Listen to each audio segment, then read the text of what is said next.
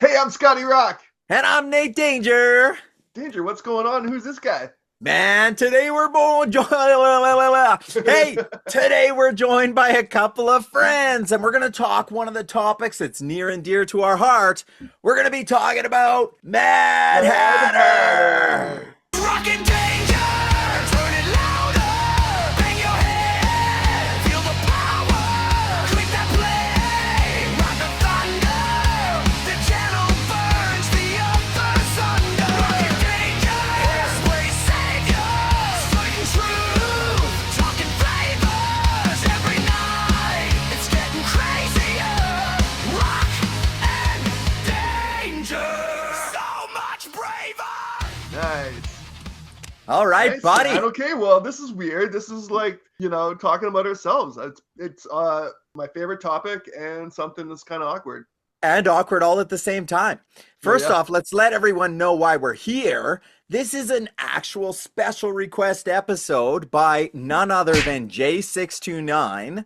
Boom. And I think J629 is very familiar around the circles. Lots of people know him. He's always a big supporter of all these channels, commenting on everyone's posts and stuff. He's on X. He's doing like weekly updates, songs of the week and bands of the week and stuff. And he was the one who had this idea, and he reached out and said, I think it would be really cool to watch you guys have to rank your own songs in order from least favorite to favorite on the album.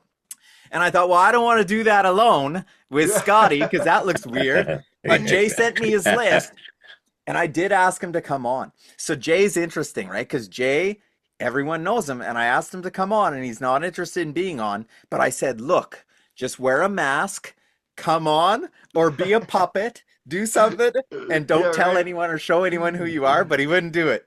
Oh man, you needed the Quiet Riot mask. That'd be deadly. Oh yeah.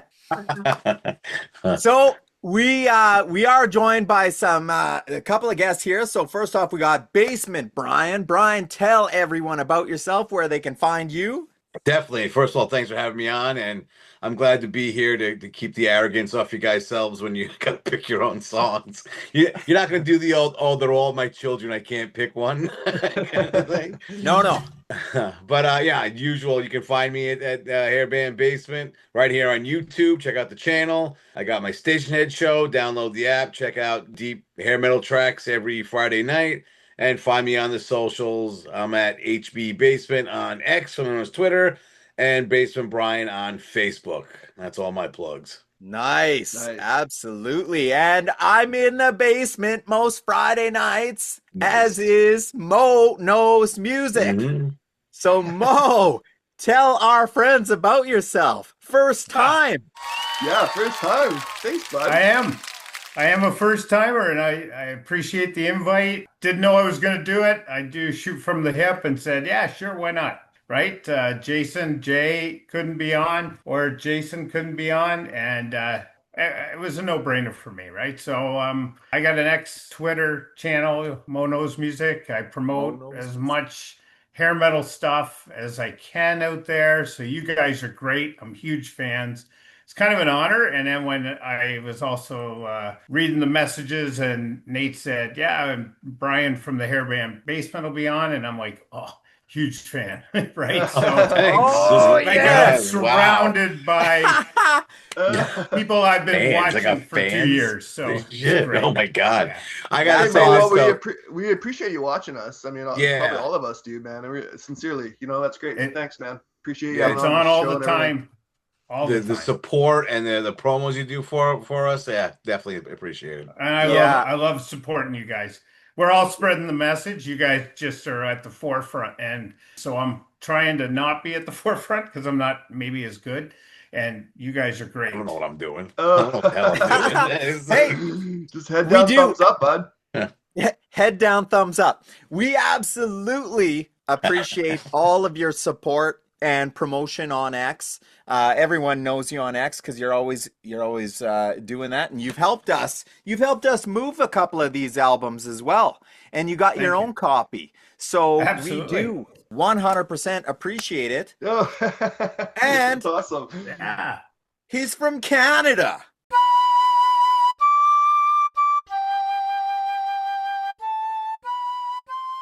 Take off, eh? It's got some downsides. Well, Well, all the 50% tariffs now on automotive, on everything else. But that aside, music has no borders. Yeah. that's right. Well, then again, if you want this Or album to income go stream. big, you got to go big in the States, or you're going to be just like, Svengali or Brighton Rock. That was my hero. South of the border here in the States. Now, You're not too here's far off, man. the most important question. Mo, which channel is better? No. Oh, wow. Oh, my God. All I'm right. going to Just sit throw on the him under fence. bus, eh? I'm going to Awesome. sit on the fence Yeah, because, strong I'm going to say this. I learned about Rock and Danger through the basement. Ooh, Really? Oh, there you go. Yes, like I that. did. And then that, that's how it went. So, and now I'm like both in on both sides. But yeah, I think Nate and Scotty were both in, or I don't know, because I don't watch all the episodes in order. I just go, yeah, that's what I'm watching tonight. So, but I don't remember them that's in how order either, that's how I so. first found you guys was through the basement. Yeah. Well, Cool, that's man. awesome. Nice. Yeah, we definitely appreciate all the channels. We like to support all the channels. Everyone keeping this music alive because that's what we grew up on and that's what we love. And Scotty, to give everyone a little background, tell them how this even came about for anyone who is watching and doesn't know who Mad Hatter is. Okay, well, like I don't know what to say, man. But other than Danger and I got together a bunch of years in high school. We thought we wanted to be rock stars. We wrote these tunes. We were just woodshedding. We wrote like 40 tunes, recorded them on a demo and various like acoustic duos, half-ass demos, garage band jams.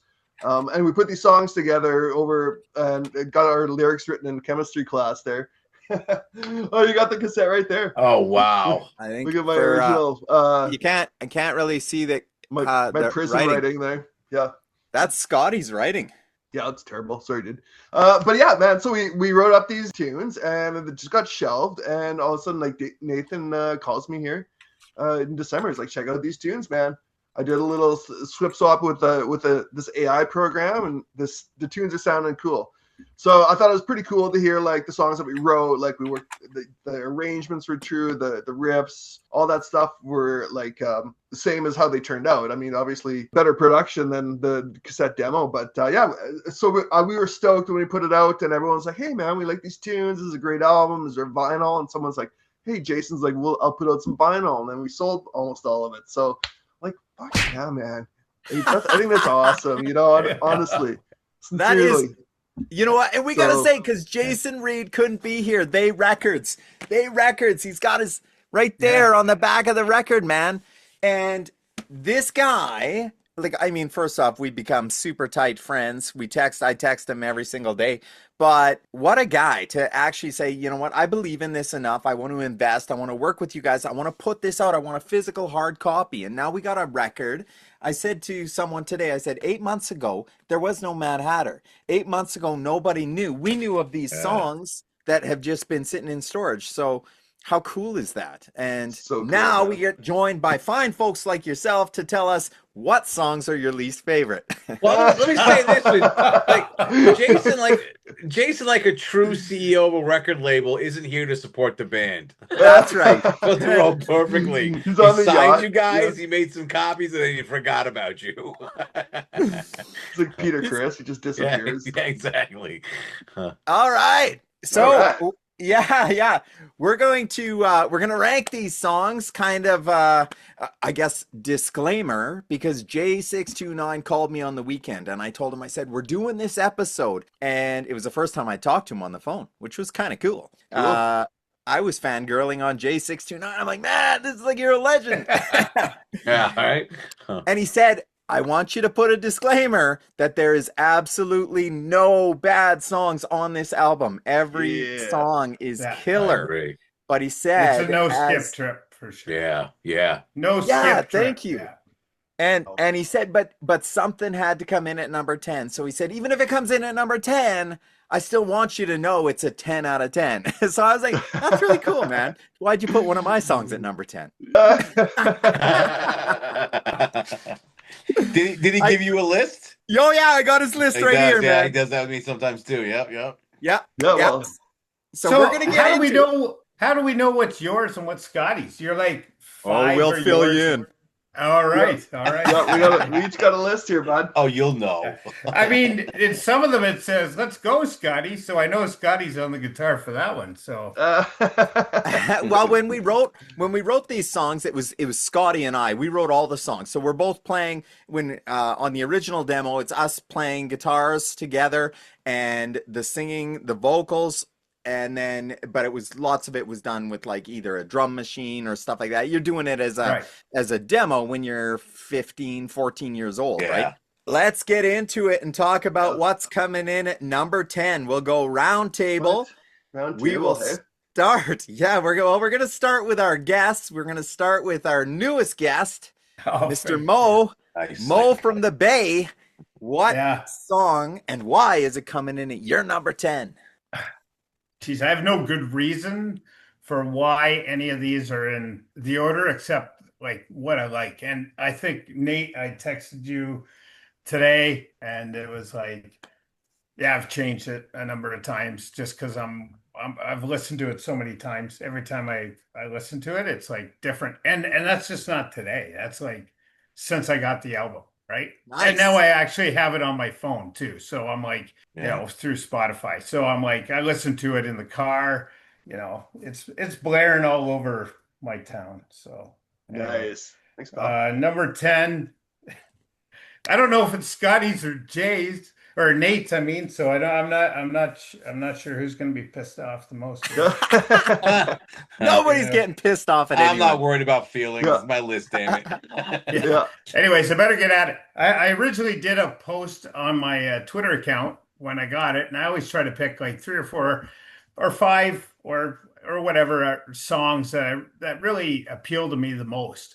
And so when I got the album, I did that, and this one's in my top 5, and it's now like my number 10. So that's just how 3 weeks or 4 weeks go, right? So that's cool. Although it's an awesome song, it has a great intro.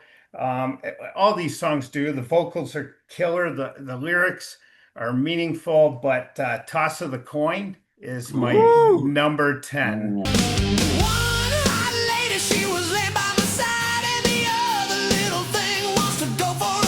Number 10. Sorry. Wow. Who brought this guy?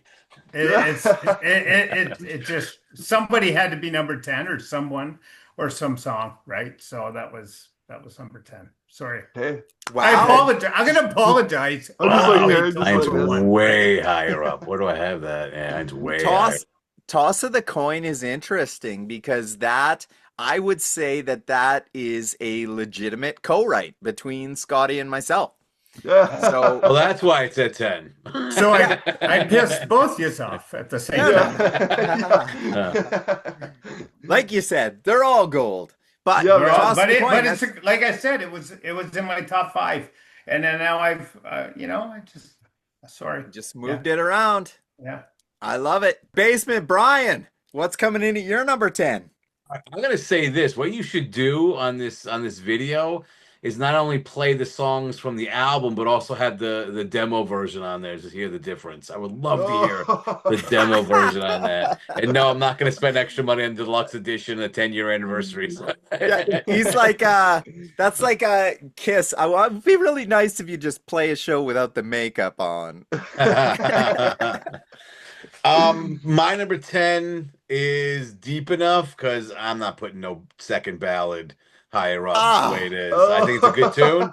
I was listening to it today and I'm like, something has to be at 10, but another ballad. It's almost like this is Mad Hatter's version of Warren's Sometimes She Cries. It's not quite heaven. It's good. But this would be the last single from the album, basically. You have that one last ballad to push out the more sales and move on to the next record. That's how I looked at it like. Nice. It's a good song. It's a good song, but that's just my rationale behind it. Yeah, I've watched enough of Bryan's that I knew it would be a ballad for number 10, and I didn't want to go this thing. Okay. Yeah, it doesn't surprise me. I have nothing against ballads. I think that there's good ones out there. Just I think you have a better one on here. That's all it is. So I'll stick with that. Thanks, buddy. No problem. That was That's what I'm my here for. ballad. That's we'll write better ballads next time. I'm telling you. Try harder. Oh, good yes. one. But you know what? I like that you said sometimes she cries, because that's a killer ballad. That's what I mean. It's not a bad song. It's just all right. The second ballad.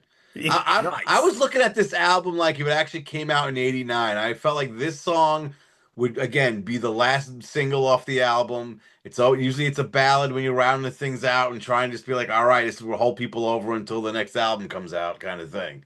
I love it. Just my See, rationale. and Yeah, that's Mo, awesome. Mo might not know, but when I started doing this, Jason Reed and Hairband Bryan were like the two people that I was sending these tracks to. Yeah. They were the first ones to ever even hear these tracks. Yeah. And Yeah, it was like, yeah. So here's what I think. I think that he got deep enough. He put on Love Bites, and they went, "This is a fantastic song." Because I know how much he hates Love Bites. Big Loves fan. the ballads, hey? I don't know how that's become so legendary. My hatred towards that shitty song. This song stinks. All right, Scotty, what's coming in? You're number 10. Well, buddy, man. Okay, like talk. Okay, I just want to state this is probably the single greatest album of entire rock history. Okay, I just want to publicly put it out there from the world's greatest, world's famous Rockin' Danger. Yow! I'm just kidding, man. I like to talk big. It's fun. Okay, but like honestly, I am a fan of rock, and I think like Bryan, I'm gonna put my '89 sort of time frame in. Like this is. I listen to this album, it's equal parts like Time Machine, like what could have been meets like what actually happened when we were in high school. So like how Nate and I kind of, you know, the memories around that, you know, and then part of it is also like me right now listening to it as a fan of this genre. Across all three, man, I totally love this record. So I just want to, nice work, whoever put this one out. But my number 10, it's going to come in with, man, it was tough. Like you guys, it's all gold. It's all gold. Toss of the coin comes in at number 10. Oh, I'm with Mo on this No one, bro. way! Wow. Boom. Wow. All right. Did you write that one, Nate? It was tough because I love the song. I love the intro, how it like Was that- sort of kicks in. That was a co-write with me That and was the Scotty. co-write. Okay. Yeah. All right. The key change at though is my favorite part. Was like, oh, let me tell you a story. Right before that guitar riff, I love it. Hey. So See what I you wrote should that what you down, should too. have done, Scotty, is have Nate's songs at the bottom, and in the middle you have the co-writes, and put all yours at the top. And that's what you should have done. That's what I told Mo to do. honestly, I'll just throw this But I out didn't there, know. like I consider this like a group project. Like Nate and I, like eventually we played on each other's songs and we performed them. Some of it I remember kind of coming in with riffs and stuff, but like we finessed it all together. But yeah, Everything was co-write. It wasn't like one of us came in with a completed song on any of these tracks. Yeah. It was just who brought the initial riff that inspired the song, right? yeah. But every single song is a co-write on all the way. I'd say probably lyrical content, probably about 50-50 on the album. Yeah, I would say so. Yeah. Ish. Yeah. Yeah. My Get number that 10. right. Where are you at, Danger? What's going on, man? Actually, before I do my number 10, I'm going to throw J629's number 10 in here because Good call. he was the one who inspired this, and his number 10 Toss the is coin. going to be Deep Enough. Oh, So- Same as Bryan. I did give him a little bit of a hard time when he sent me the list. I said, I can't believe you took my ballad, because the ballads are the only ones that I'm going to say weren't really co-writes. Scott did write Day After Day, pretty much, the full thing.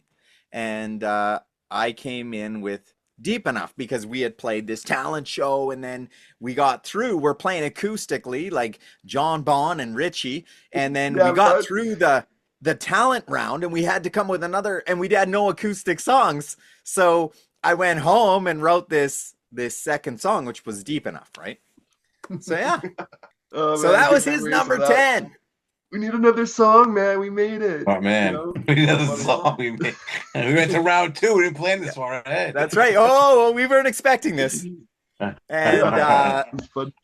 I think that was the first time we were televised. Hey, it was on a Yeah, it was on yeah, yeah. STV, which was Saskatchewan TV, Channel 3, and it was a big Just competition in the Midtown Mall. It went on. It was the like an internet, man. undiscovered. It went on for weeks. Yeah, yeah, it was great. Okay, So who had my number 10, J629?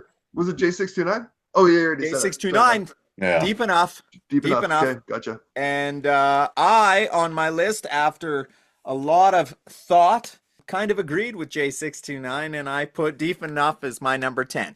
Hmm. Ooh. Even though I think they're all good, that would be, if I had to analyze it, there is a lot of good songs on this album. And even though we were involved, I think if I listen to this album now, back in 1989, like this would have Oh, been just buddy. a phenomenal record. Could you imagine partying to this back in the day? Man, Yeah. we'd be pumping this. Would have been so fun. Yeah, super cool. Yeah. Okay, well, number 9, Wow. Mr. Mo. Back on the All block. right. 9's better than 10, right? So One better. I'm on the B side again of the album, but the B and the A, they're both great, and I got songs mixed in from both sides. And I listened to this today, and I thought, fuck, I got to put that higher, but I couldn't bump anything, so I had to leave it at number 9. I got to put my glasses down. Sorry, guys. Yeah, we're Oh, all that's so old. good. You know, we're old, right? Brian That's uses right. that all the time.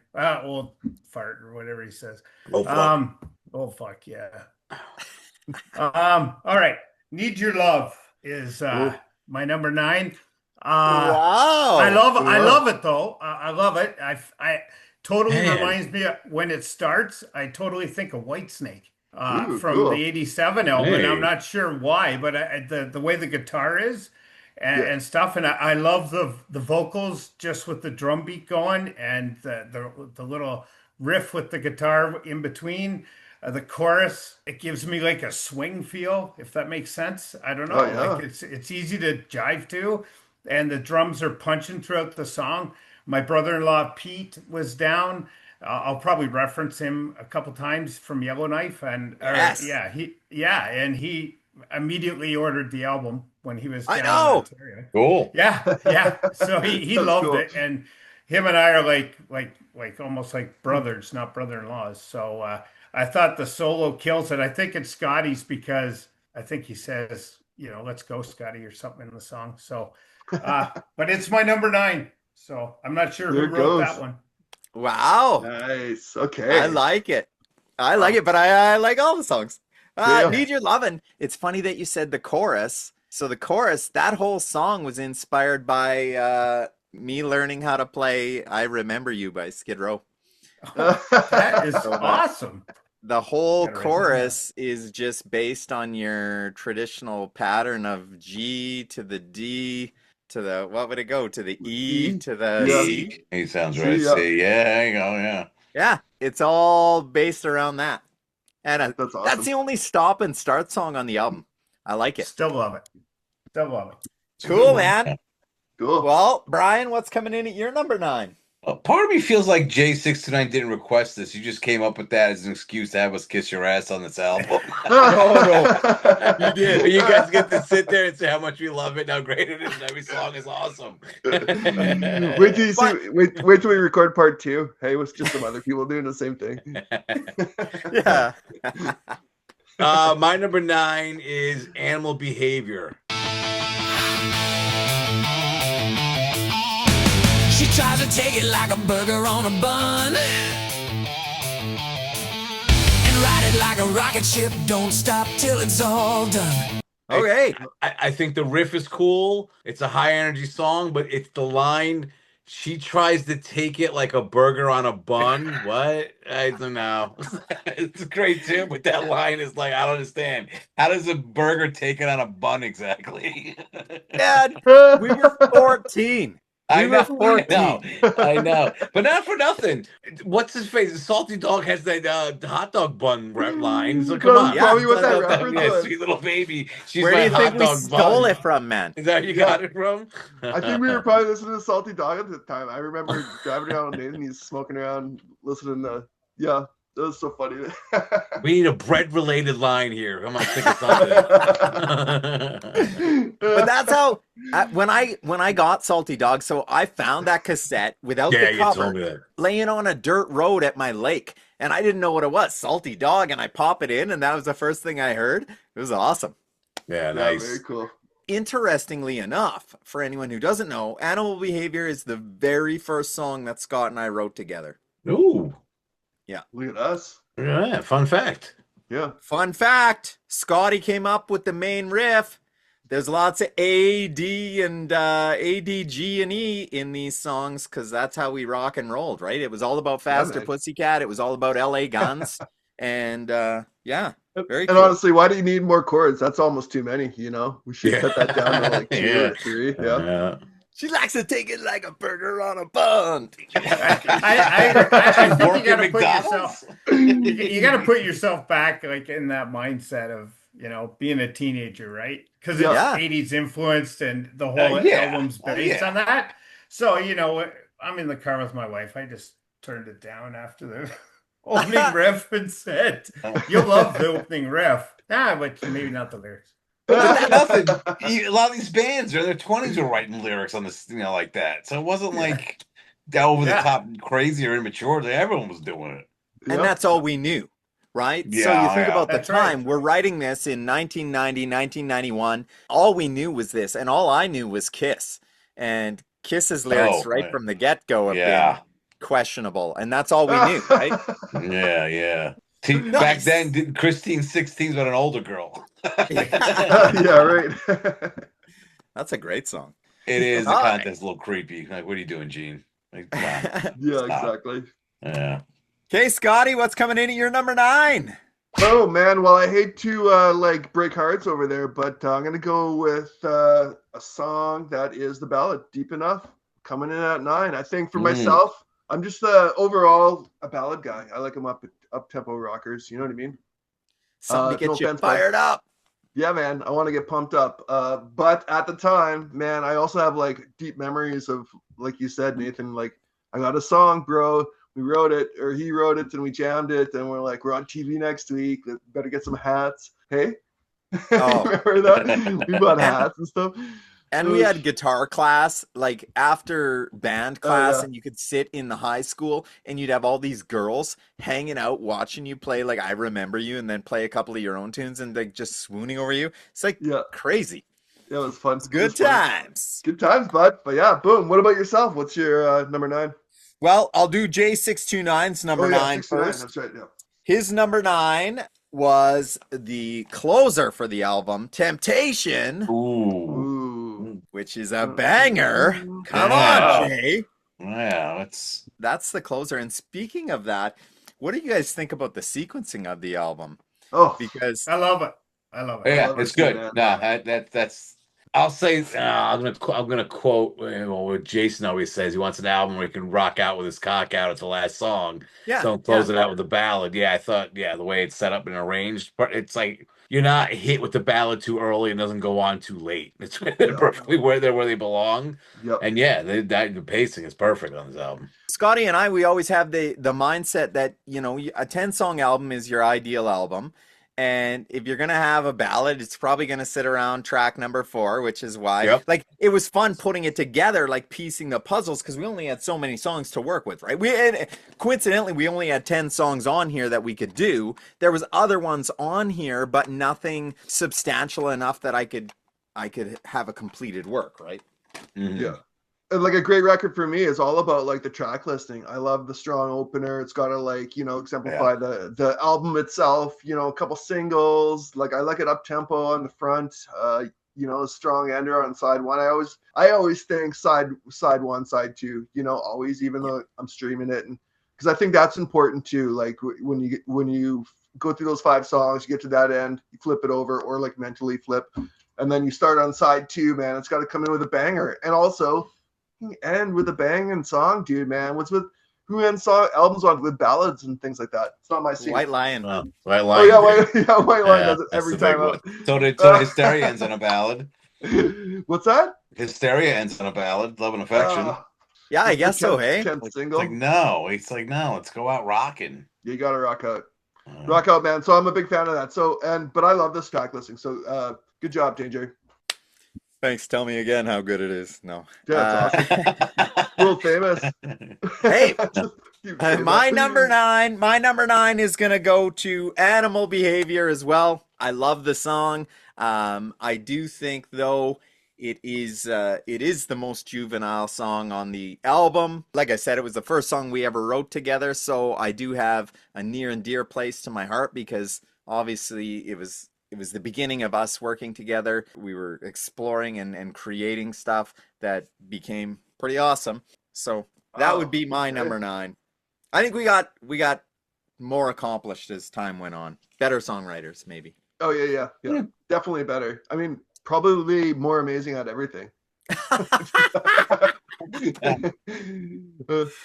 Thanks, J629, for this. All right, boys. Name the episode Ego Boost. Yeah. That's right. Let's get on to number 8. All right. So I went with my number 8 is Jay's number 9. So, but I think Temptation's a great, it's number 8, so it's not 10.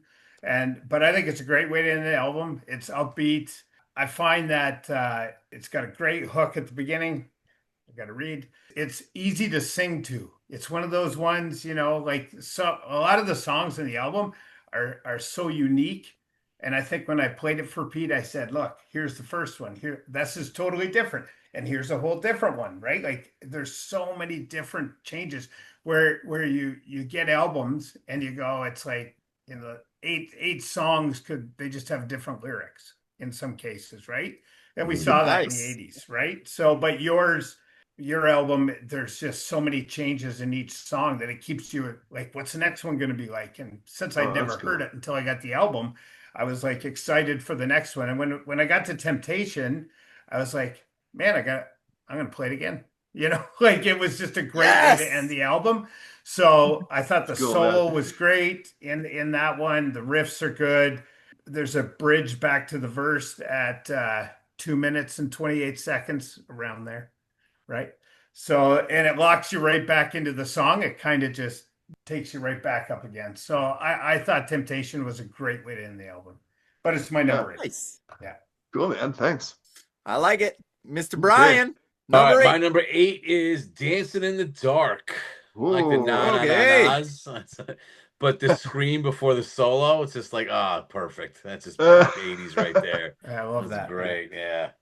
Again, no bad songs, but Dancing in the Dark is it's funny because this is one of the ones. So we've done some previous episodes with some buddies of ours from Ontario there. We got they've been on some Kiss episodes. We got Rick Thomas, we got Mark Piffle, we got Waterloo Mark, and Mark Piffle was one of the first guys who he absolutely just fell in love with Dancing in the Dark. He's like, man, I can't wait to be fishing on the boat, cranking this up.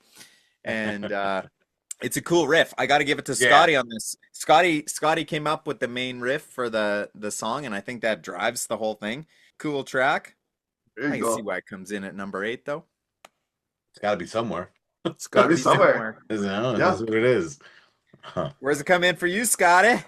Okay, bud. Well, this is it. Number 8. I don't even know. I think I'm on 8. I'm going to go with Temptation. Want you just a thing of the past? 'Cause I get high on temptation. Can't get by without temptation. It's my number 8 here. Wow. Big closer. Could have been a big opener even on the album, I think. For me, it's a bit of a strong song. I love the no parts, but I don't know. This is just where it landed, bud. Temptation. I do like ending the album on this one a lot. I think it, like we mentioned earlier, hey, it's like ending on a strong is key. And for me, that's important. Boom. So I'm just going to give it a straight up 10 out of 10. No. I got a soft spot. I got a really soft spot for Temptation because playing it and working out and working the guitar parts now and putting this live Mad Hatter thing together. Temptation is one of my favorite songs to play. I was going to ask that. I was going to ask which one you guys like playing. Oh, I just love playing that song. I remember playing this lots back in the day, Danger. Hey, when we were writing it and jamming it, because we liked all the A to D, how the chords flip there. I remember playing that all the time. Yeah, so good. It's fun. That's classic rock. That's classic hair metal 101 is writing songs like that. So Mhm. um Got that right. and that riff was kind of inspired by Let Me Go Rock and Roll by Kiss. Rock and roll!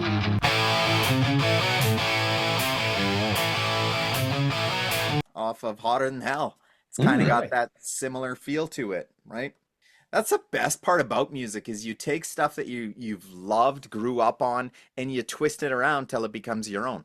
So I love finding stuff out like that when you're watching like people like Red Beach talking about where this riff came from or this, and I took this from this song, and even Zach Wilde. I just watched one where he was talking about Miracle Man, and he said it's just Foxy Lady. The first song you're writing is Miracle Man. Did you bring in a riff? Did you have a riff? What?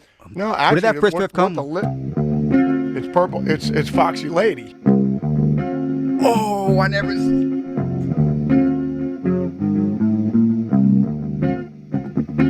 Just made it. Oh. I mean, that's what I always tell kids. The things that you learn, it's just like cooking. You learn, they become ingredients. You learn how other songs are written, and then you're inspired or influenced by it, or you remember it, and then you tweak it and bend it, and it's just like, oh man, this is kind of like a Sabbathy thing, or this is like a Zeppelin-y kind of thing, or Right? So he's like showing how he took Foxy Lady and just kind of mixed it up, and then it became Miracle Man. Super cool. Yeah, There's only so many notes to work with. that's right. Yeah, right? That's how you use them. And of course, you're gonna have stuff that you've been influenced by and use similar patterns and chord progressions and stuff, but it's the way it is. That's exactly it. That's exactly, yeah. So J629 and my number 8 were both the same, and we both agreed with it was Bryan. We both agreed, Dancing in the Dark. Yeah. Oh, wow. So far my list is the best. That's the most correct list. So Dancing in the Dark, number 8. What's coming in at your number 7, Mo? Well, geez, I feel like I'm off base, but Oh, I'm putting this hang on. one Did down. Danger? Oh, yeah. Sorry. What? Did Danger go? No. Well, me Yeah, and him and Jay J629 had- were Yeah. the same. Oh, Yeah. same. Sorry, man. Okay. Yeah, They both we were agreed both- with me. Yeah, that's right. On the Bryan show. Yeah. So and you've referenced my number 7 here on one of your episodes before, and 7 is, I mean, it could be number 1 tomorrow. It probably won't be, but it'll be close. Shit, I don't want to pick it, but it's Day After Day.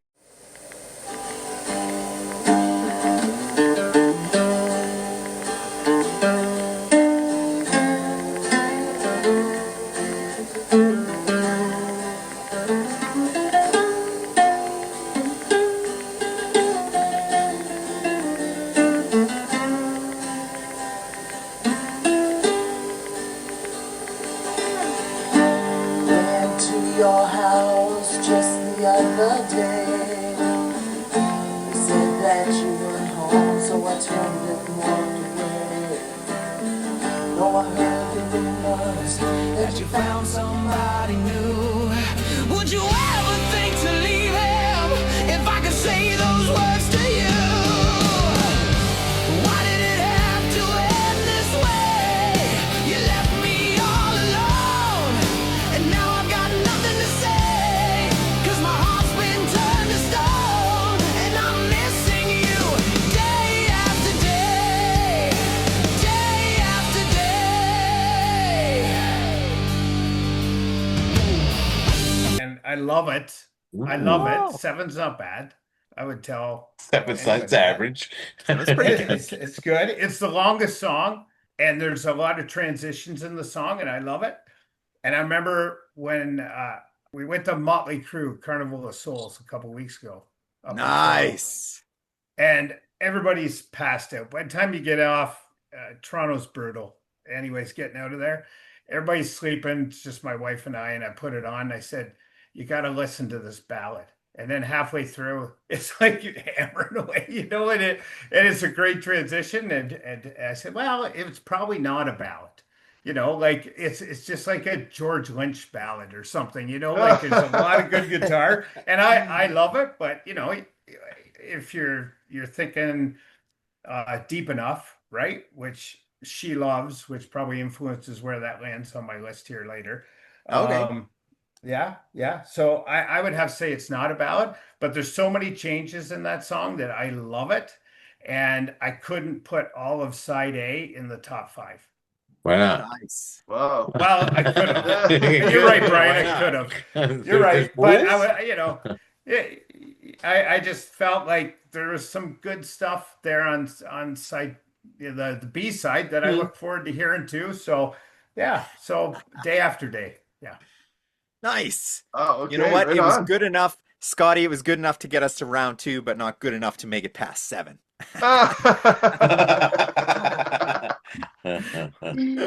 Oh man, it's funny. This is funny. This is actually funny. I'm like, this is Yeah. what a From weird a way. fan, right? So Oh yeah. And I remember when Jay initially told me this, I thought it would be funny to see how you guys rank your own songs. So yeah. All right, Brian. I think you guys are gonna hate me for this one because like you guys have it higher up than I do. I put the title track at number 7, Welcome to Wonderland. I know. I knew it. But it starts off with that heavy riff, and then it kind of tones down during the verses, and then it goes back into that heavy riff for the chorus. It's a great tune. Don't get me wrong, but I think there's better ones. But yeah, it's got to be somewhere. Something's got to be at 7. Yeah. Wow. Wow. That's Yeah, Interesting. I've heard a lot of people say they really like that one. So yeah, I know people are gonna be like, "What?" this That- is damn hard, Brian. This is Yeah, I know. It's like, 'cause I know the guys. That's okay. We're ranking them too. Yeah. And usually Scotty and I are quite different. That's why it's fun to see how he interprets it, because lots of times he likes the more melodic AOR type stuff. I gravitate to more sleazy, dirty, whatever, right? But we both kind of like similar, different stuff from the same bands, if that makes sense. Yeah, that's right. So Scotty, I hear what's you, coming bud. in at your number 7? Oh man, okay. Well, here's a song that that I think the germ of the idea came in way back in high school. Lori Tomlinson broke my heart, and I wrote a song for her. And that was Day After Day, and that's my song that's coming in at whatever number this is. So yeah, man, like Whatever this is. 7. yeah, like I would agree with Mo. Hey, I feel like it's not really a ballad. I lump it into like the ballad sort of side, but I also think like Misunderstood by Motley Crue was kind of ballady, but it just rocks so hard by the end of it. So I like the dynamics of the song overall, and like how it's sort of like half times the ballad, in the second verse. But His yeah, teenage this love is where it broke at. his This is heart, where- man. yeah, tough days back in grade 9. So this was this song. It's weird because I think probably like back in the day, if this song came out in this form, hey, I'd be slow dancing all day long, right? But part of me here like now and today is like I just want a little straight ahead rock, just go for it. So boom. Nice. Yeah, man. Number 7. So was Lori the one who took all these pictures of you without your shirt on, or what? What? Where are these pictures again?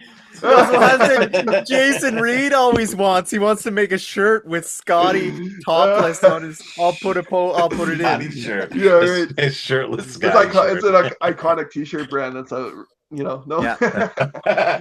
Yeah, that's Just kidding. right. But yeah, no, I maybe it was. I can't remember. Hell, Brett Trivia. Michaels wrote a number 1 song when he got dumped, so it's possible.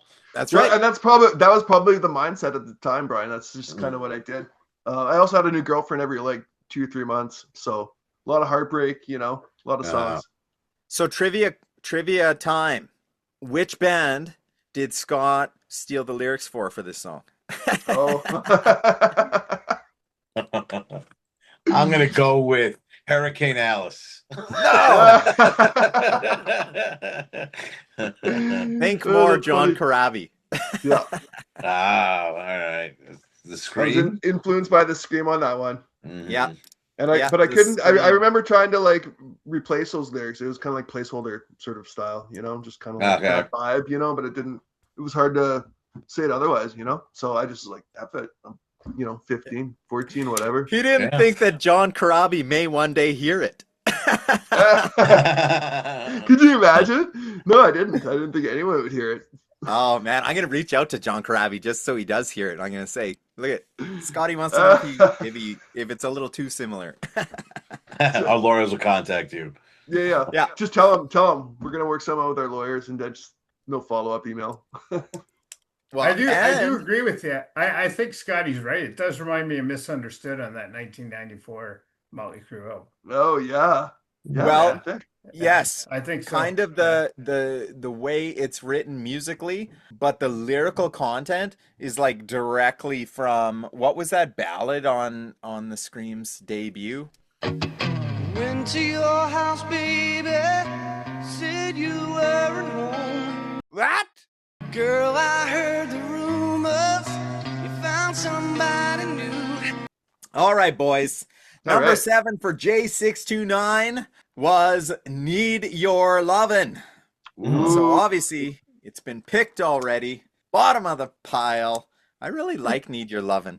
I like the after the solo part, it goes into that really melodic part right after the solo, and then the key change thing. Yeah. Hey man. So that was his number 7. My number 7 is a song that hasn't been said yet, I don't think. My number 7 is the opening track. Pleaze Me. Oh really? Wow. Wow. And it's my song. Because Scotty, I was going to say, because Scotty wrote it. So why did you pick that one? You know what? I like everything else a little more. I think, like we've all said, they're all good songs. So Pleaze Me, it is on the more simplistic side for me. You hurt Scotty's feelings. He bailed. Yeah, he left. He's like, I'm out of here. I hit a button, so when I originally was writing the riff, it was because I had learned Modern Day Cowboy by Tesla, and then just kind of reworked that into what became Pleaze Me. And I like it, but your verses, your chorus, it's all just the same thing over and over, kind of repeated in a different structure. So good song. I just think there's some better ones. Nice.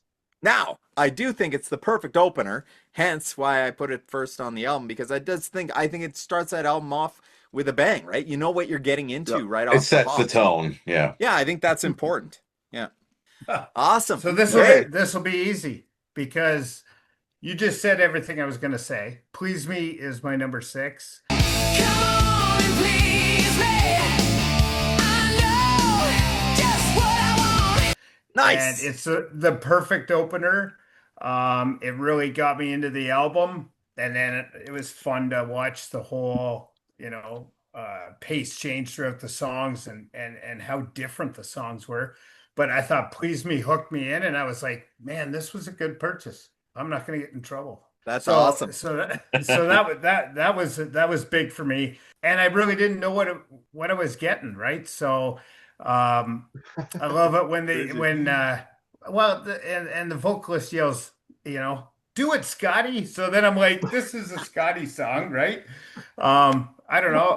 My brother-in-law, he's like, it sounds like Extreme. So that's a compliment, right? Oh, wow. Very cool. I think everybody takes something different. I don't know about you, Bryan, but he felt like it sounded a bit like Extreme, maybe in the early days.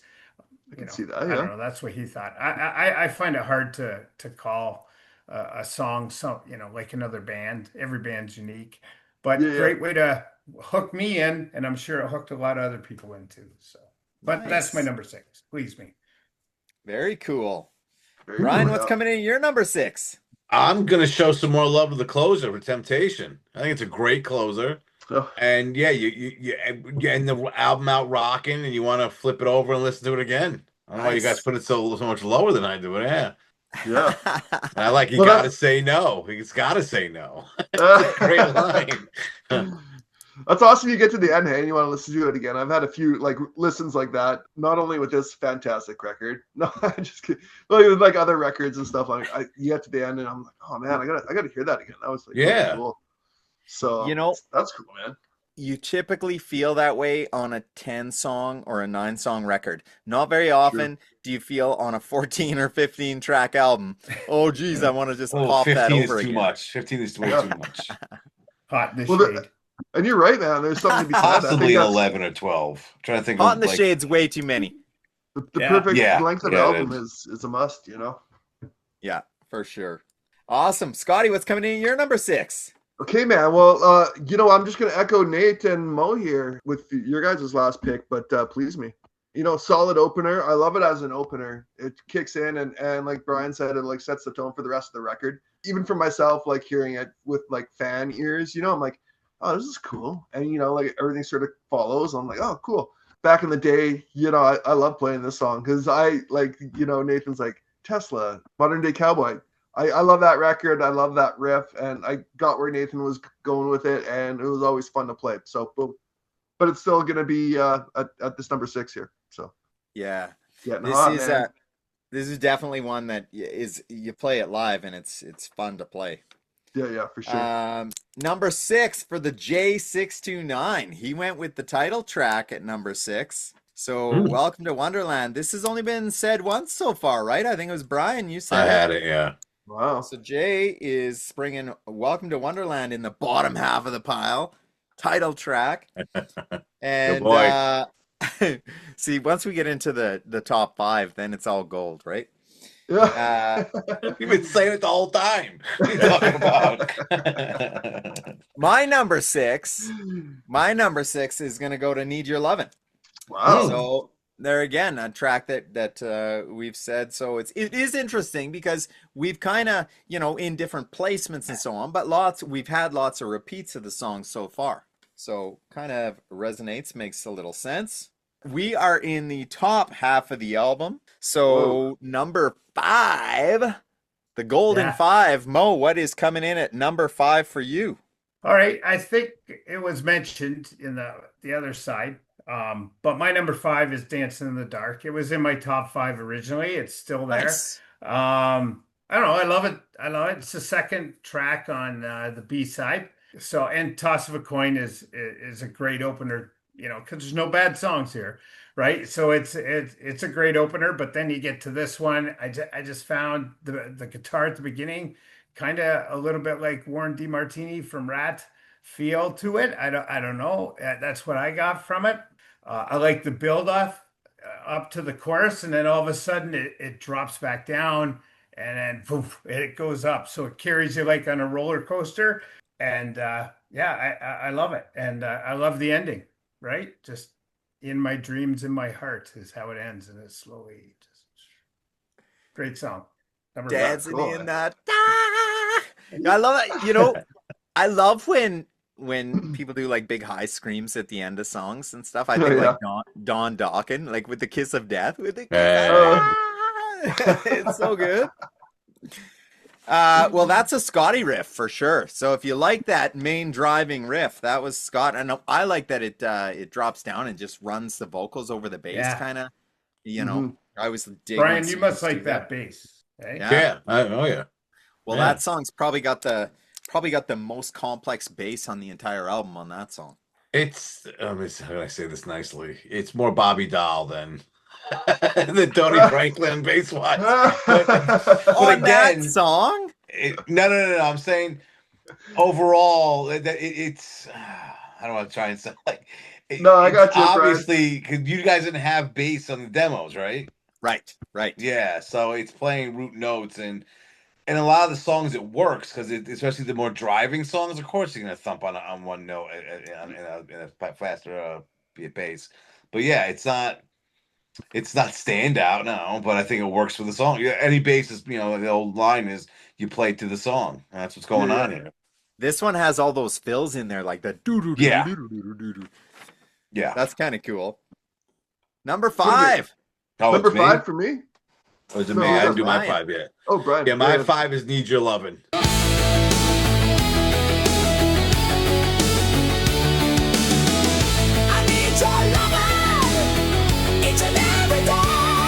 I like Wow. the heavy power chords during the verses, and it's got that catchy, almost pop metalish kind of chorus. And the lyrics themselves remind me of Misery Loves Company by Lillian Axe, where it's like everything just sucks.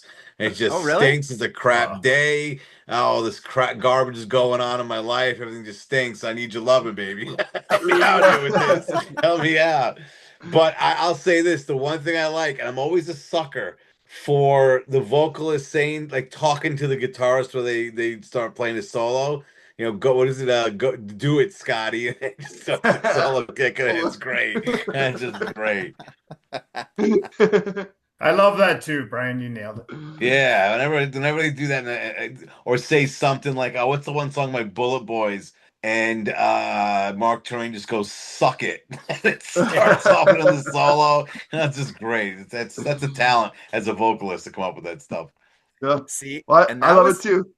that was the important thing, I think, when we were converting it and making it. Was like all of those little, sayings and things. That was all like right taken from the demo cassette of, just me like saying to Scott, and it was awesome. I like that it came through that way. Very cool. Thanks for that. Number 5, Scotty.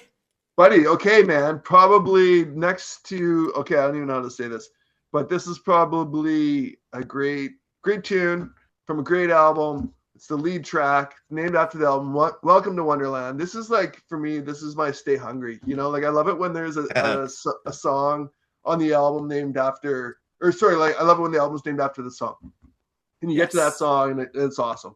And like this does give me like album vibes in a way, because it's a little bit different from everything overall, but like something about the dynamics, man. I love how that riff just cuts in and out, and those sort of keyboard stabs that are like going on that part.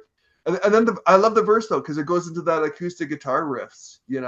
I just keeps playing the main driving riff, but kind of on a clean note. Yeah, man.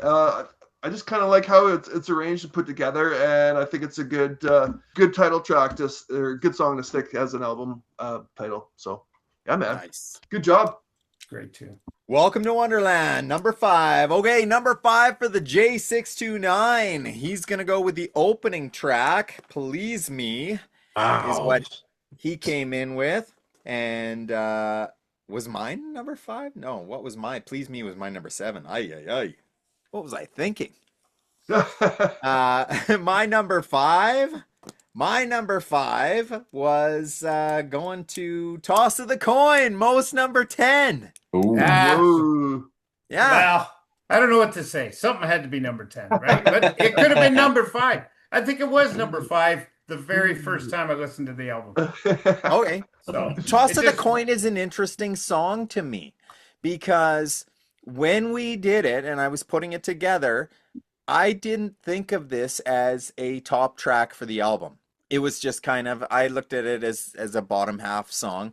But so many people reached out after they got the album and started listening to it, and then just like Toss of the Coin was like elevating on so many people's lists as one of their favorite songs. And it made me kind of rethink it and listen back to it and say, geez, I would like, obviously people are digging it. They're liking the chorus and stuff. So yeah, that's my number 5. That's close to being a B-side. That close, yeah. Great way to open the B-side, though. Yeah, right. Like a B-side on a single. What's coming in at your number 4, Mo? You guys have all said this already, and I'm going to talk about why this is my number 4. So I used to DJ weddings and all that stuff in my late teens, early 20s, almost up to my 30s. And, you had to find a way to fill the dance floor. Yeah. Who gets people up on the dance floor? The guy or the girl? You don't see guys, oh, let's get up and dance, right? They're hanging out at the bar. So, yeah, Yeah. it depends how many drinks, I suppose, and all that stuff. Anyways, so I did a lot of DJing, and there's so many songs like Deep Enough that would fill that dance floor. And if the dance floor is full, people buy me more drinks, I get paid more. So I thought it was great. My wife loved it. She loves the lyrics, the tempo, the acoustic, It had like a Cinderella Heartbreak Station kind of beginning, Firehouse type of acoustic feel, but it keeps you hooked in the whole way through. The lyrics are, full of love and all that stuff. So yeah, it's my number 4. Bryan, I know you're like crying back there going, what an asshole. But anyways, it would be my reason for it to be a number 4. It's a great ballad. Yeah, good work Nice. there, Nate. Yeah. Wait, which one? Deep Enough?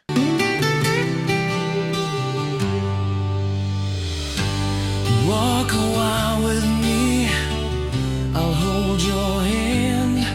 Yeah. know, was at your bottom. Yeah, well, look at that. Number 4 on my list.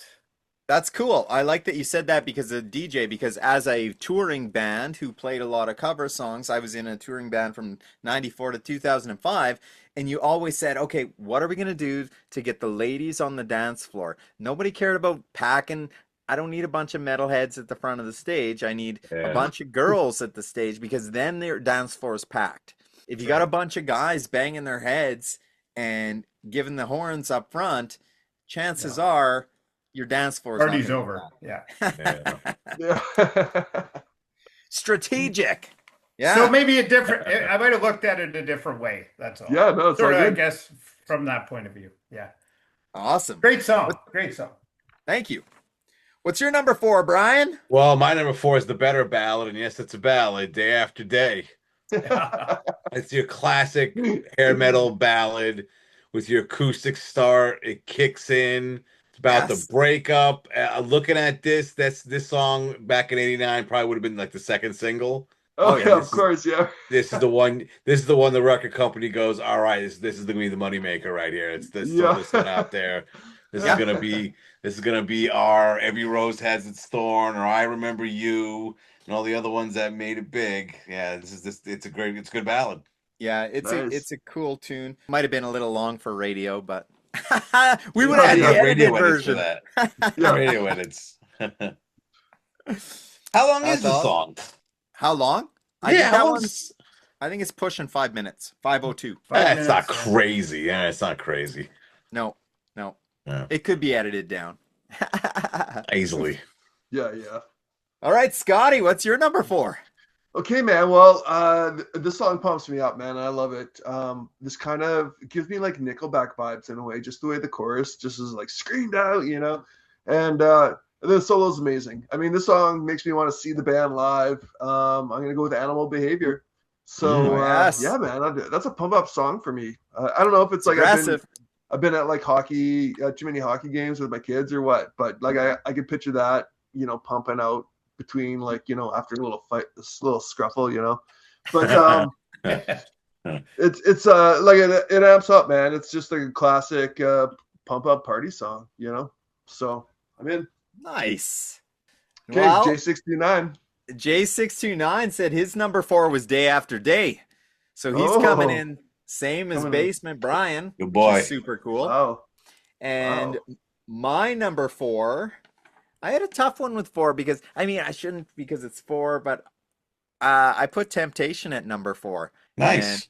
And part of it is because I love playing the song so much as a riff. And part of it is because I'm working the guitar parts out with Rich. He's playing guitar with us doing this live thing.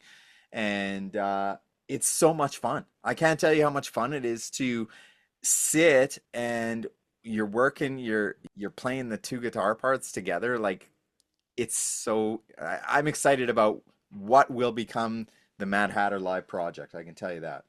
Yeah. It'll be fun. Very cool. That'd be awesome. It'll be fun, man. So that's not my number 4. We're down to top 3. We're finally on the podium. Mo, what's coming in? Bronze medal. All right, even though I'm an old fuck, like Bryan says, Animal Behavior is my number 3. If you can listen to 17 by Winger, which, at our age, you gotta question Weird. some of those lyrics, but it's kind of weird, yeah. But anyways, it was a new song, and the hamburger thing. Well, yeah, we could work on that. What was it Bryan, again? but, What's the line? She likes to take it like a burger on a bun. Take like a burger on the bun. Yeah, you greasy patty. yeah. Ride it like a rocket ship. Hey, Greasy Patty. That's Where a do you roller think- derby name. Where do you think "Ride It Like a Rocket Ship" comes from? Oh, jeez. jeez. Kind of takes you God. back. You feel young, I guess. Listen to it, and I'm a big song beginnings guy. You know, like "Sweet Emotion" by Aerosmith. Although this is much different Yes. because it pumps you right off at the beginning. But you're like, okay, there's a little riff, and then there's a little more, and then it changes, and then you know, by the time the lyrics kick in, you're already jacked right up, like Scotty said, like bring on a hockey fight. So it's like, yeah, it's my number three. I crank it every time. Just crank it. Yeah. Nice. I love it. Nice. cool. Yeah. Brian, what's your bronze medal? My bronze goes to "Toss of the Coin." I think it's a great tune. Wow, nice. Man, I got that wrong. The chorus alone put it here for me. I just love that chorus. It's a good driving riff. The bass line, same thing. It drives the whole song. Yeah, it's just a great tune. That's one of my favorites off of this one. Very Very cool. cool. Man. Well, that's good. You're one of the people who's elevated it up in my list, I guess. Hey. Scotty, what's coming in at your number three? Oh man, okay, I love this tune. I've always loved this one, and when we wrote it way back when, I thought, hey, this is the song, you know. So I have like good like memories from when we wrote it. But for me, as a fan of this genre and like listening to the record, it's gonna go with "Dancing in the Dark." In my dreams, you're in my arms. Hold you closer while we're miles apart. And my dreams will never part. We're dancing in the dark. For me, I Nice. kind of like the halftime verses into like the sort of more up tempo chorus. I just love listening to it, and just how he kind of hits that "dancing in the dark." I remember us playing that way back when all the time. I think we were so cool. We're just hanging out, you know, playing Just it. riff but, masters. riff masters. But yeah, like for me, like like I said, listening now, I love it. I think it's a top 3 for me for sure. Cool. Yeah. Very cool. Well, J629 inspired this and came in at his number 3 with "Animal Behavior." So he's coming in, same as Mo. Number 3. Nice, Jay. Rock Nice. it, crank it. Which doesn't surprise me that people dig that tune for sure. It is probably the fastest, right? Fastest I for think the album. Yeah, yeah. I think you're right.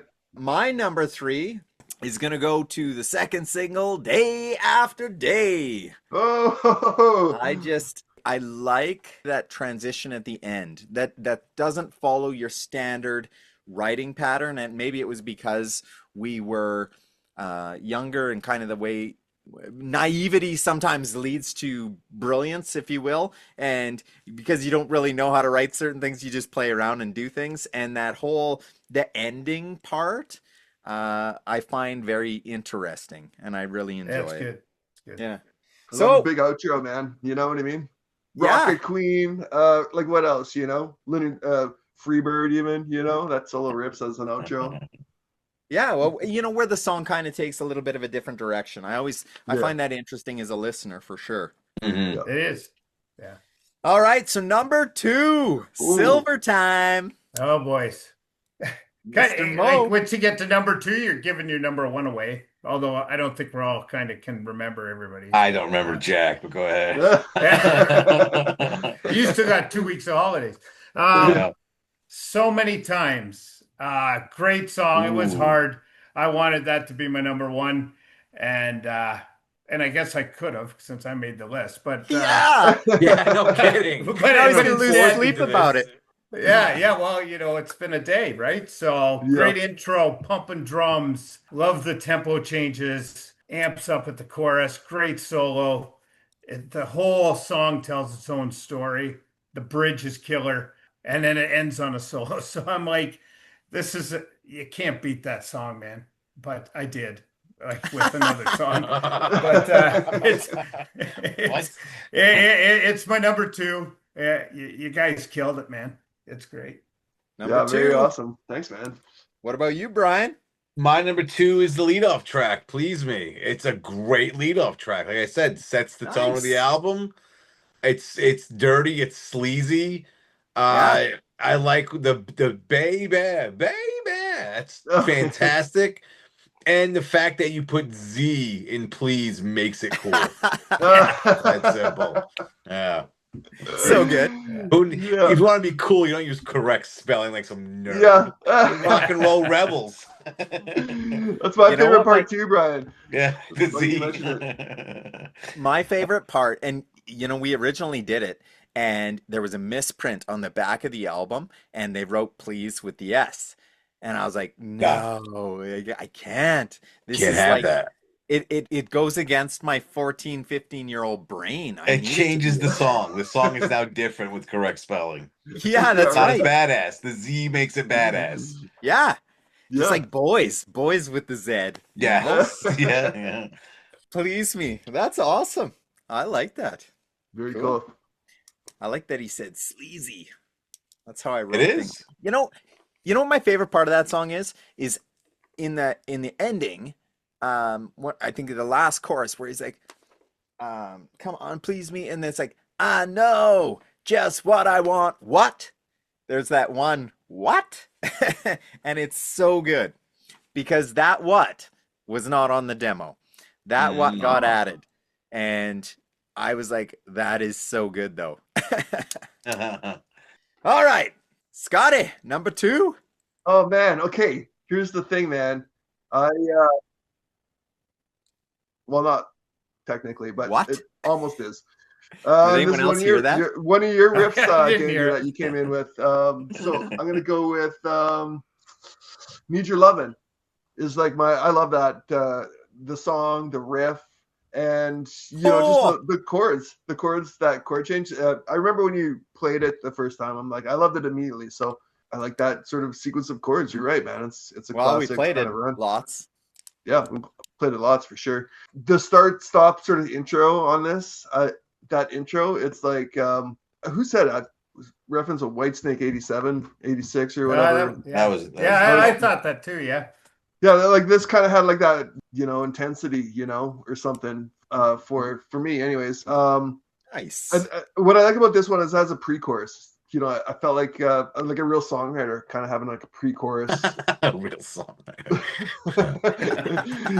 Kind of leading You think into that the writing verse. the songs would make you a real songwriter? Yeah, I guess. But maybe this one, I felt like we knew what we were doing a bit, hey. But my favorite part is like the halftime sort of like swing of like, I Need Your Lovin', and that guitar bit's doing that sort of spidery kind of like lick, that's so anthemic. I love it, man. For me, as a guitar player, I love hearing that lick too over the chorus. So that's my number 2. Yeah, a lot of I'm things surprised. About that. Hey, that's Great awesome. tune. Though. Yeah. J629, number 2, he said was going to be our most played song so many times, came in at his number 2. Wow, nice. And, that first off, I got to say, thank you to people like Bryan. You got Freddie down in Florida who's pumping so many times. All of these other stations that are supporting Mad Hatter. So very, very cool that so many people dig that song. I remember the first time that I sent it to you, Bryan. I was like, that song blew me away. I was like, it sounded so good. Yeah. And so that was his number 2. My number 2, I gave it love. I gave love to the title track. But that's what you get for walking in the Wonderland.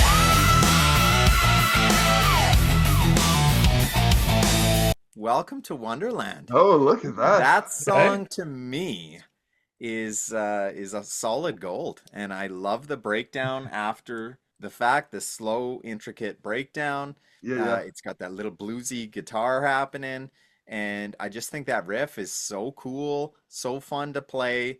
It's a unique song. I look at it, this was a Scotty right too. So Scotty, there, I gave you a number 2. Let's go. You Hugging gave me each a other. number 2 because Need Your Lovin' was That primarily doesn't sound my Who do 5. you work for? Did you pay extra for that? I don't see what's going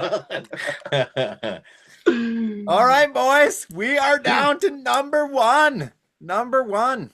So what is your favorite song on the album? And hey, you know what? Before we get into it, if you've watched this far, I know you have, please do yourself a favor, speak for one of these albums, yourself, you can get them at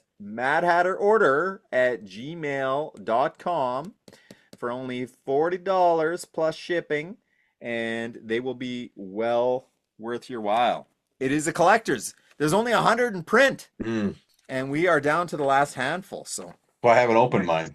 ooh, Oh, you better buy You two can't then. see it because I got the background. It's back there. It's still got the plastic on it. So in 50 years, Yeah, it's worth some money. Good point. All you collectors out there should buy 2 or 3 copies. But Brian, you're missing the. I know. See that? I know the green vinyl is awesome. I don't have one like that, so that was awesome. That was a nice treat. Colored vinyl, awesome. yeah, that pops, man. I love it. Okay, boys, what's coming in at number 1? Who's up? We Oh, start yeah, with Mo. Brian or me? Yeah, It's Mo. Mojo. Ah, shoot. I don't like going first, Brian. I like to be the second one. Well, But you can be anyways, wrong first this time too, but go ahead. Well, I know you've already said this one, so now I got to sell it like it's number 1. And I'm going to tell you why this is number 1. It's the title track, first of all. The opening riff, it's just so different, this song, from all the other, and all the other ones aren't the same, but it's the most unique. You know, the scream when he says listen now, and it just fucking kicks in, man. Like, I'm sitting on the porch. Brian knows I play his radio channel every night on the porch to all the boats, and it's Whether they want to hear it or not. Pirate radio. Yeah. Look at that. It's a party, and you know how music carries over the bay, right? So they're hearing it whether they want to or not. So and they love it because they don't leave. So it's, Nice. I know they love it. But when he says the singer says listen now, and it kicks in, and you almost fall out of your chair with that beat and the drum beat and the Tower of Power in the lyrics like that. It's just a pumping good song, and it's the only song on the whole album, and the whole album's great. But when it quietens right down, and they said, and that's what you get.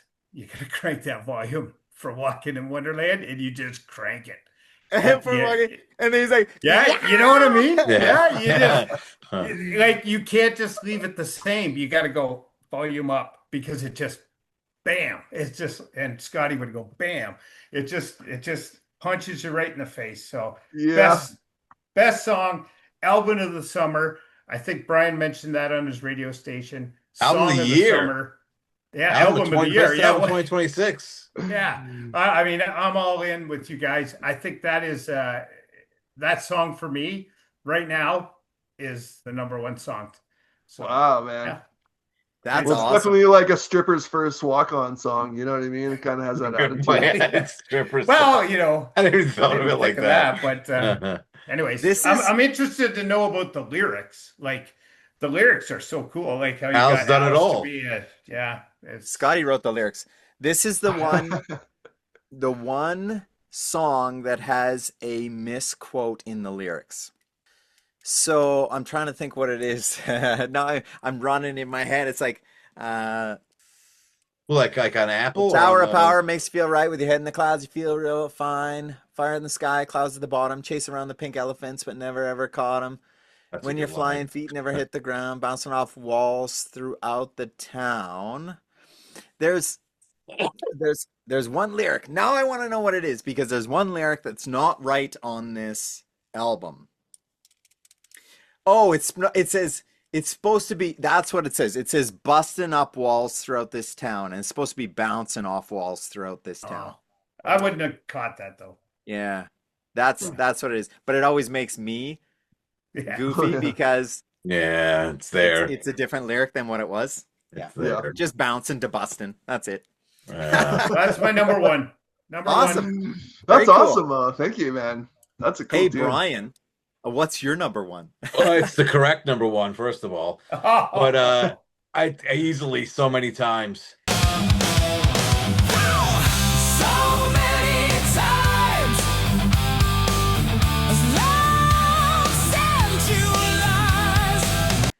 This thing would have been huge in 1989. I can easily see it as the first single off the album. you're talking about the placement of the songs, having it as the second song on this album, just it fits perfectly. The chorus is catchy as all hell. The opening riff is killer. There's a reason why I had it as my kick-ass song of the week a couple of weeks ago. It's just a great tune. And I remember this is the first song you sent me when you first put this thing together.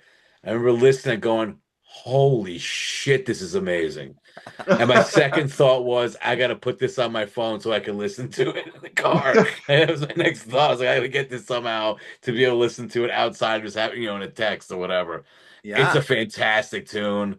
It's almost like, well, at least for me, what Wait was from White Line, where you just find this song that just hooks you in and you're like, holy shit, who are these guys? I got to get this album. The same vibes come off of this song. It's a great tune. Yeah, easily my favorite song off the album.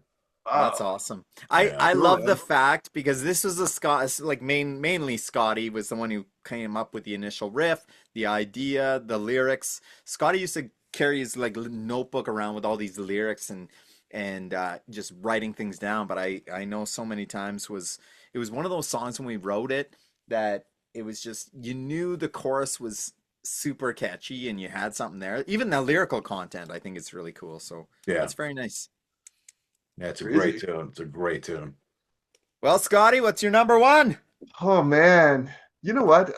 I was just a reminder. I think I probably still have that lyric book somewhere in my stuff in my closet. I should go through that. Find it. Because I swear I saw it a while back and I just kind of laughed at her lyrics. And obviously it was before this Mad Hatter thing came out, so that would have been funny to artifact that. But I'm gonna go with Bryan, man, on this one. I love this tune. I'm gonna go with So Many Times. This for me, for the exact same reasons almost, would have been like the lead single that brought me into this record. If I heard this on the radio or even whatever the video could have been, this would have instant fan. Everything I want. It's like catchy chorus. It's positive. It's upbeat. The guitar solos rip. How the chorus is and all the background. I mean, this for me is everything I want in a band then and still to this day. I want like this type of song all the time. Yeah, so this would definitely be the first single. This is like my youth gone wild. This is like Bryan said, Wait, the first single that draws you in. This is the song. I love it. And to this day, before Nathan showed it, like after he showed it to him, like all these memories came flooding back. How many times we just like jammed it out?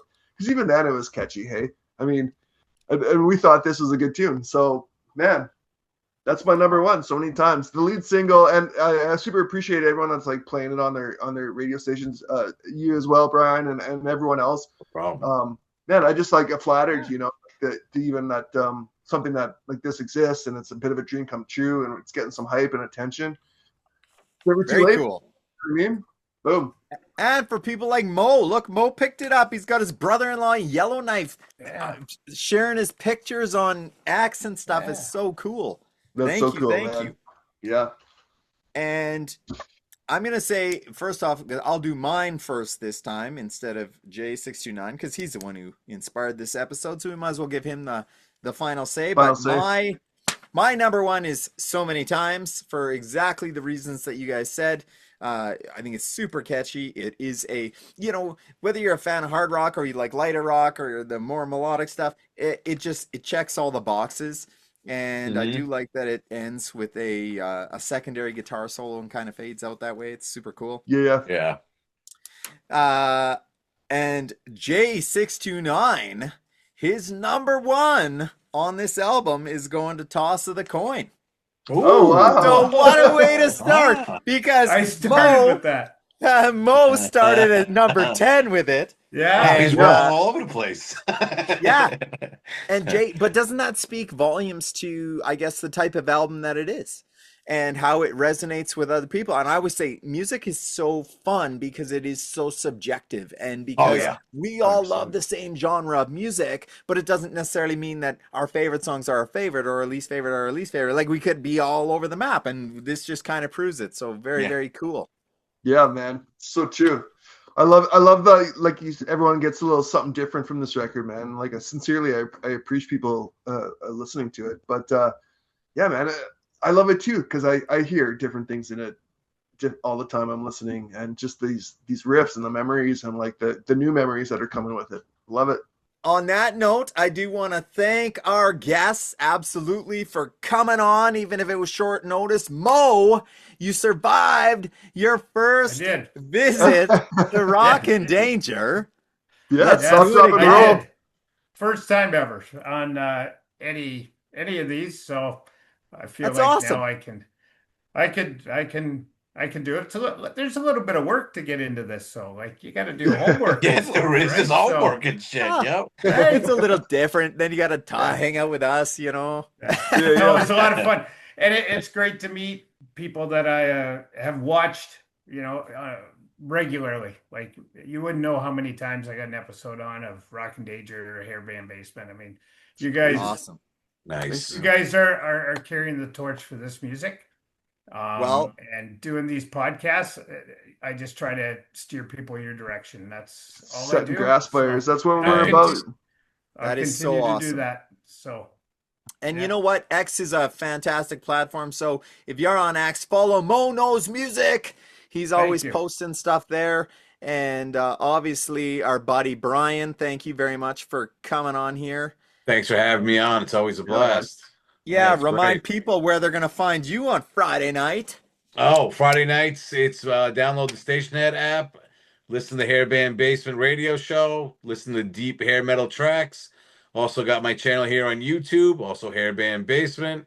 Check it out, talking this music, trying to keep it alive. It's great stuff, so keep it around. Find me on X, formerly known as Twitter at HB Basement, and find me on Facebook as Basement Bryan. So I'm all over the place. Awesome. Scotty, any final parting words? Well, you can find me down at the beer store, walking down the street, been on the corner. But yeah, man, honestly, everyone out there that bought this album, first of all, good on you for being so proactive and enriching your life in such a positive way. Second of all, I appreciate all the people all over the world that's bought this record. I mean, technically, we're a worldwide success. Crazy. I mean, that just makes me laugh, that our music's somewhere in a different side of the world, man. Honestly, that's amazing. So cool. And thanks for you guys for coming on, Mo, getting to know you, and Bryan. It's always nice to have you, man. Thanks. And everyone out there, tell them what you gave Gunshine at the merch booth. Oh man, I gave him some good advice and some friendly Canadian hospitality. So there you go. I don't know what that means. But, okay, I got a vivid imagination. Yeah. But yeah, man, life's good. Everything's good. Gunshine was awesome. Mad Hatter is awesome, and it's weird talking about this record, but honestly, I was like, I thought this would be fun. It's weird. It's weird that anyone even cares. So appreciate it. All right. Well, for those watching, give us a like, give us a subscribe, follow us, share our videos. We appreciate you checking in, tuning in. We got lots more Rock and Danger episodes coming. And on that note, Rock and Danger out! Rock and Danger! Turn it louder! Bring your hands! We got to keep punching, because if Jay comes on his ass kicking trip to Canada, we got to be. Oh yeah, we got to get practiced up, hey.